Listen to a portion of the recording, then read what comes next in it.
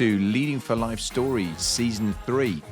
I'm Bob Judson, I'm the host for this podcast, and I'm absolutely delighted to have you here joining me.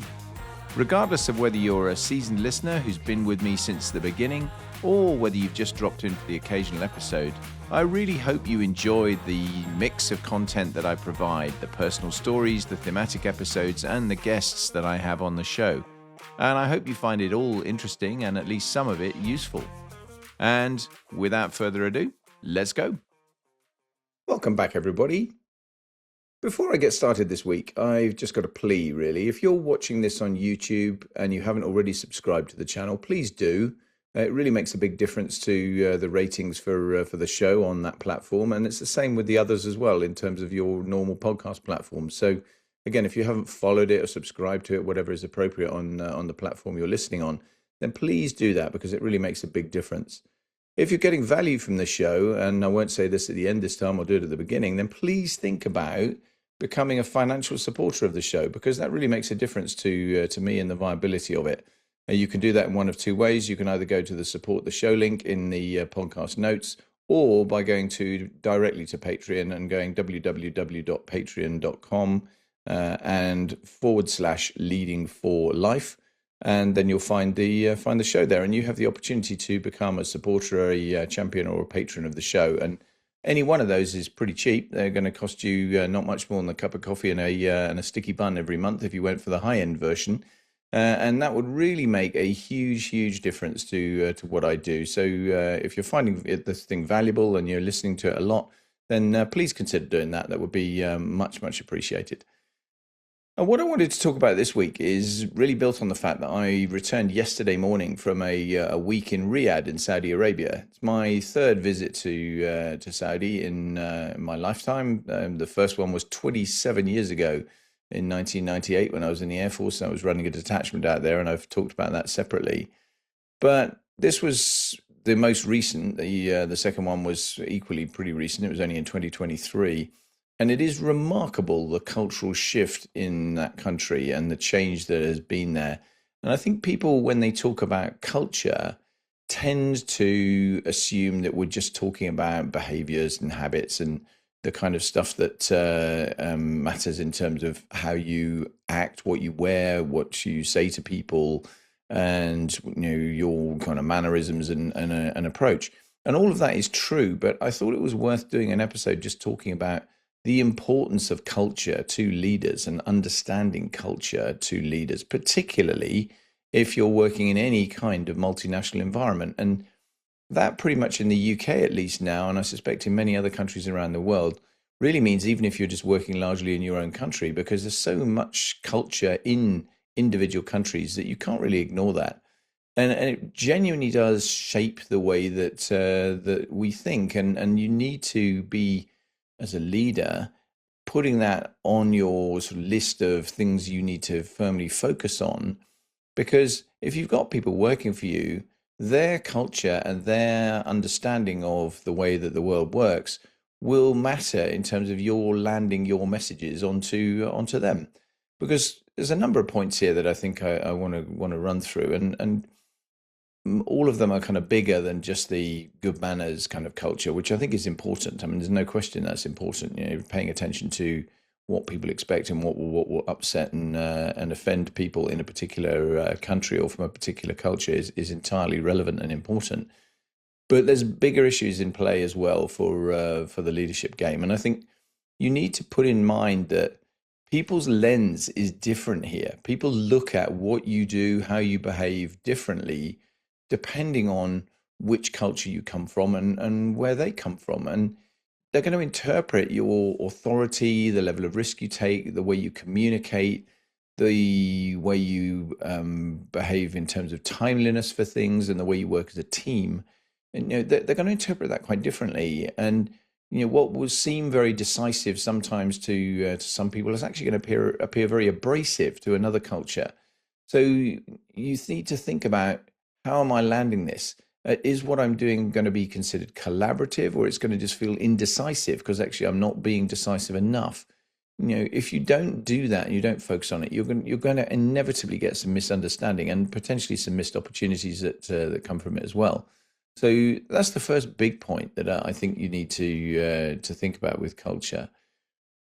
But it's also about trust. I mean, trust is different in different parts of the world. I think you look at the way people either trust by default or you have to earn their trust. That's a whole topic we could talk about separately. But different cultures are kind of predisposed to particular things. And in some cultures, for sure, trust comes from very strong personal relationships and it takes time and it's time invested face to face. In other cultures, it's much more around competence and clarity and consistent delivery. And you need to be flexible enough to work with both. You need to think about, is this an audience that needs me to spend time doing some relationship building before I'm actually going to be able to get what I need? Or am I actually going to be okay just kind of cutting to the chase and getting straight on with it?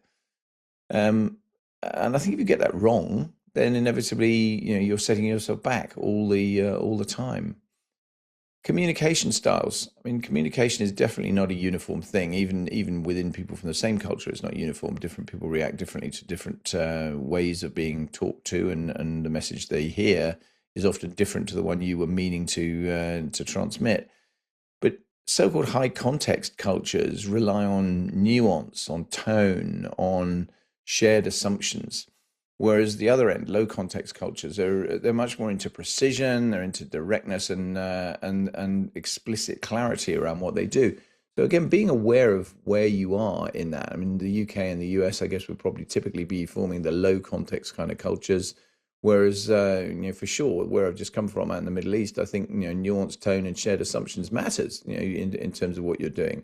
So you need to be conscious of that and adjust your communication style. Know when to be brief, know when to be really, succinct in what you're saying, and know equally when to elaborate and where actually, if you're leaving white space and silence in the conversation, where, how's that going to land? Is that going to be well received, or is that going to be, actually just making you look as though you don't know what you want to say? And so thinking about all of that aspect of how you communicate is another feature that I think is massively relevant in this space.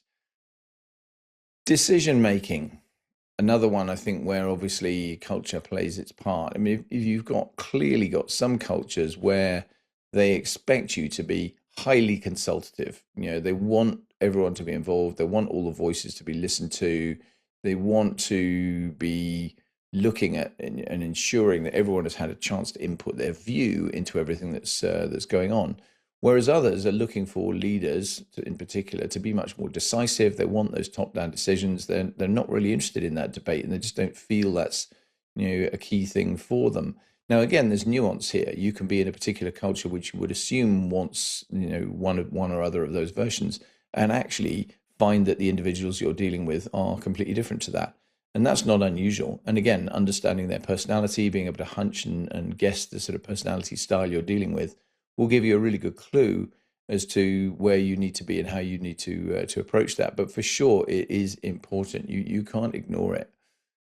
We often talk about motivation in the workplace and trying to make sure that the team is motivated and feeling empowered and likes what they're doing and all those sorts of things. But again, motivation can be a bit culturally dependent. You need to think about the fact that people sometimes get their energy from different things.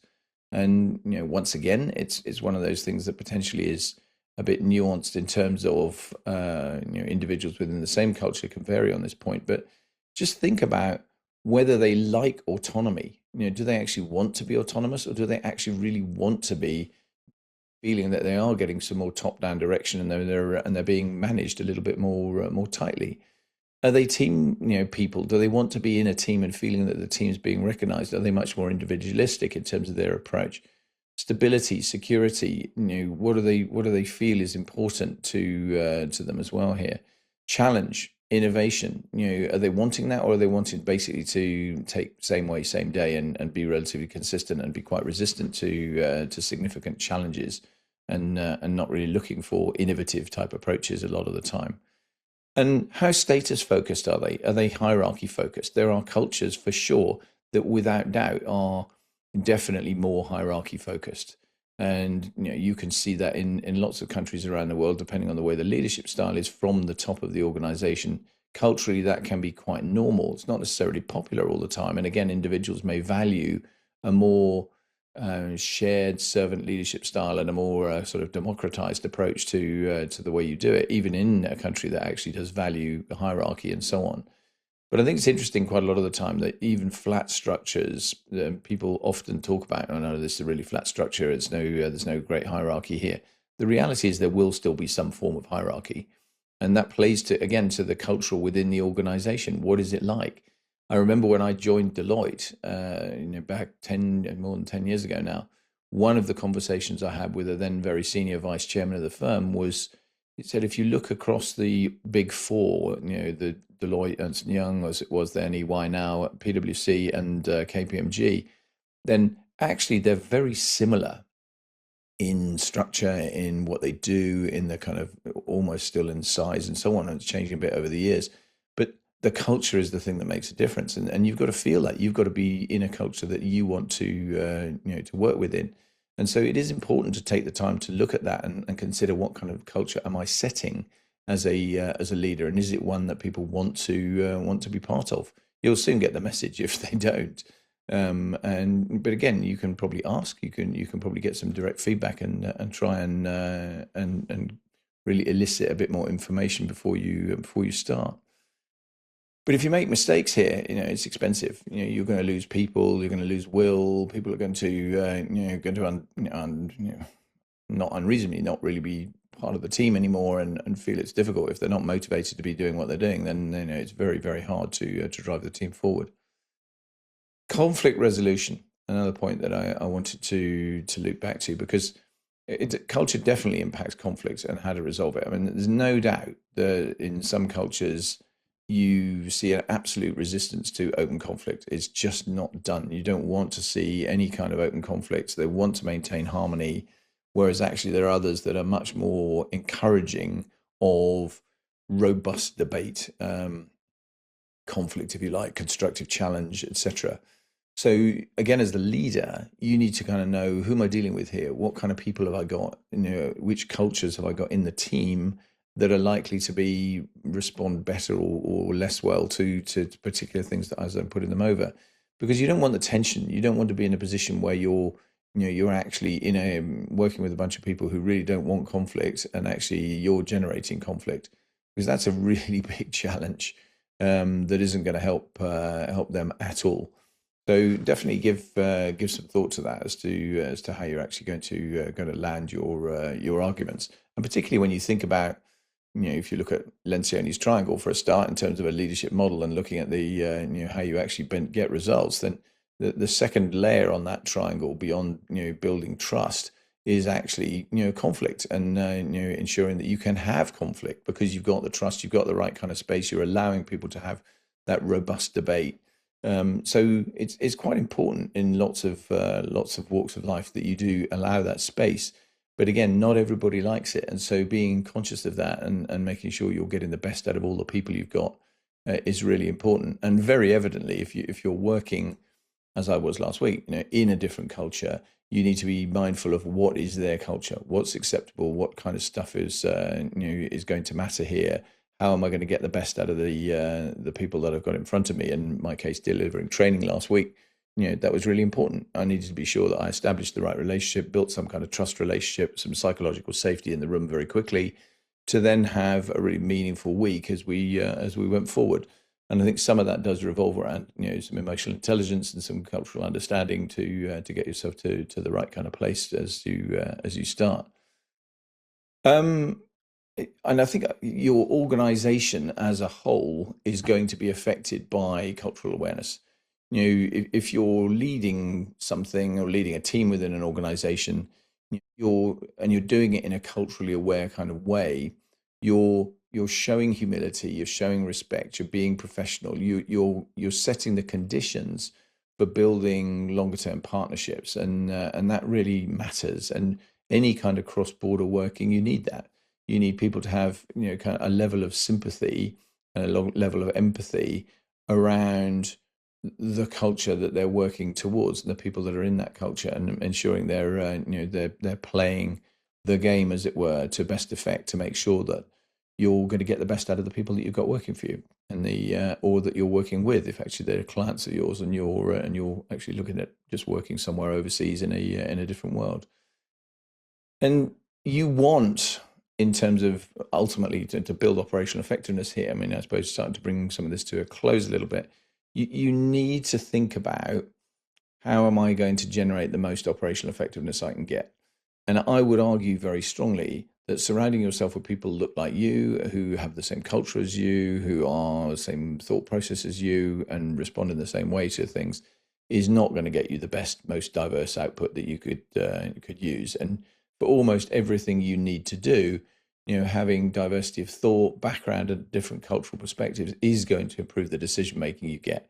So it's 100% worth thinking about, how do I do that? How do I actually get to a place where I'm harnessing all those different talents, all that different experience, and doing it in a way that is really, really helpful to the overall endeavor that I want.